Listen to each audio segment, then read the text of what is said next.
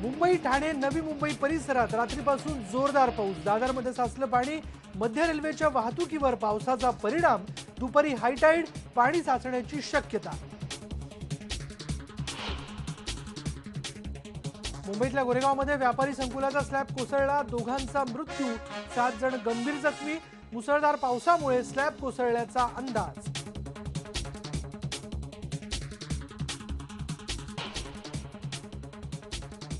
वेद प्रताप वैदिक आणि हाफिज सईदच्या भेटीवरून सामनानं डागली तोफ. भारत विरोधी हाफिजला भेटणं हा देशद्रोह असल्याची केली सडकून टीका.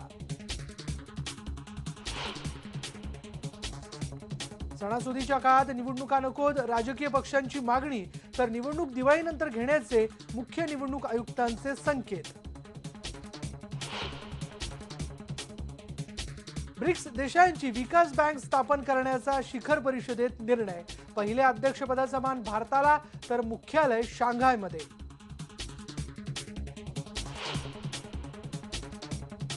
मुंबई बनणार टीबी रुग्णांचं शहर. प्रजा फाउंडेशन या संस्थेचं भाकीत.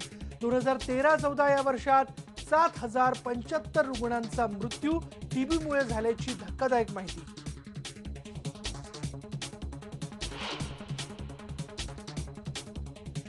शांतता चर्चा फिसकटल्यानंतर गाझा पट्टीत आणखी तीव्र हल्ले करण्याची इस्रायलची भूमिका. गेल्या 8 दिवसात इस्रायलच्या हल्ल्यात शेकडो पॅलेस्टिनी नागरिकांचा मृत्यू.